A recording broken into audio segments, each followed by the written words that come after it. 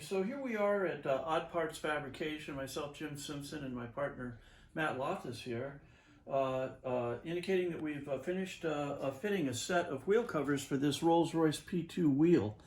And we just wanted to show you a couple of the features and benefits of the wheel cover system here, and to let you know we're just about ready to ship this stuff. So, first of all, the backing plates, which are the nut plate that goes onto the back of the wheel here. These are very special ones. My predecessor, Mike Rabin of Lamar Disc, had these made. There's almost as much work in making a backing plate as there is in the beautiful aluminum cover. So in the future, and most of the time, we just make a flat single piece backing plate. We were lucky to find this set in stock that fits over the spoke nipples and snugly into the back of the wheel. But the bolt pattern was wrong. So, not unlike many of the other original equipment backing plates, we cut a ring and riveted it, just as it's done in the originals, and cut the correct bolt pattern for the through spokes that hold this hub assembly onto the wheel. Of course, once the hub is on the wheel, we put the wheel cover on and screw on a chrome bezel with this spanner wrench. So, these are probably the last of the original aluminum, as provided by Ace Manufacturing, cast aluminum hubs. And this is actually a three-piece system right here.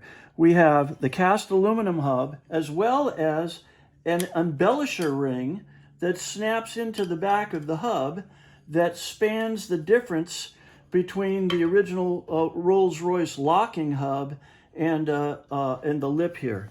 Now, in addition to this spanning the lip, we have installed a rubber gasket here, and that gasket allows us during installation to center what otherwise might crawl back and forth left and right, the hub.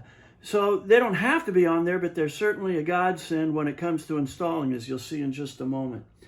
So our polished spun aluminum wheel covers, these will actually be painted, and only the highlight portion of the wheel cover showing out, the polished edges, the insets here being painted. So that's up to the customer to do. Of course, as well, we have recessed holes punched in them that accept this beautiful hardware here, which is a chrome-plated, well-width valve stem cap on it, assembly that, of course, comes through the wheel cover at that point so that you can put air in them without disassembling the wheel.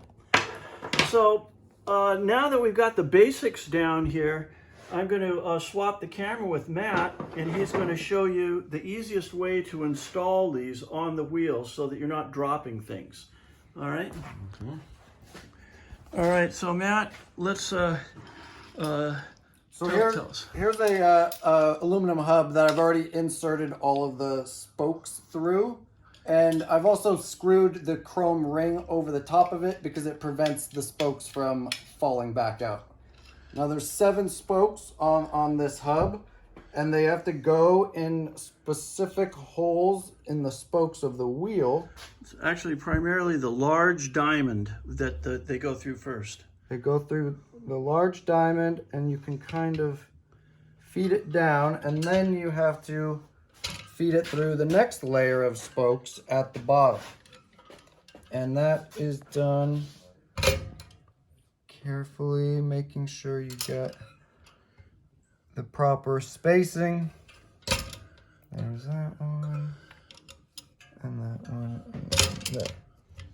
It is now in place, firmly down, and the next thing is to get the backing plate on there.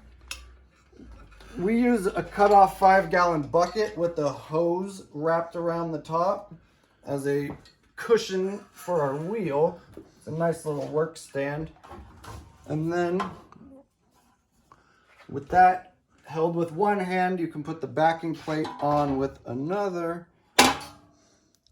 and look through the front to make sure that your holes are aligned properly. And then actually reaching into a line. And then I can aim the spoke through the hole and screw the spoke nut right on. You get that semi finger tight, and then you can move on to another one. I'm gonna reach in, aim the spoke to this bottom hole, and screw it on. You're gonna do that 7 times, finger tighten them all, and then you can give them the cinch to get it tight. That's pretty much it. Should I keep going, or? Well, go ahead and flip the wheel onto its back here. And let's put a wheel cover on, because I would like to mention the most important part of having a wheel here. So if you just get those on finger tight, we're going to discuss the biggest problem with wheel covers. We'd like to think that these are all a size 12 shoe that comes out of a box off the shelf that fits your P2. But the biggest problem with wheel covers is that the spokes can be laced in such a way to give the hub to rim a different offset. Now in the background here, we have a thing that looks like a big rubber tire on top of our saw. And notice there's a threaded rod sticking out of the top of that. We actually put this entire wheel assembly onto that mechanism there, allow the threaded rod to come up through the center, and then we discover whether or not the wheel cover is going to fit properly. I gotta get the ring off now. Oh yeah. You will have to remove this ring to get the wheel cover on. That was just there. Now, of course, we need a little bit of spring cushion here so that when that collar nut screws down on here, all of the edges are 100% tight to the wheel. Now, I assure you that they are on this one. We just haven't overcome the upwards pressure of our little rubber ring in there. But when this is all, we've already manipulated every wheel cover here to fit this wheel properly. And of course, when you put the collar on, eventually it's tightened down with this spanner wrench and locked into place. So with the spokes tight, which of course they're not at this point, it sucks the hub down and all of our clearances are correct, and the lock ring is locked into place, and there you have it. Wheel covers that are not going to fall off when you're driving down the road.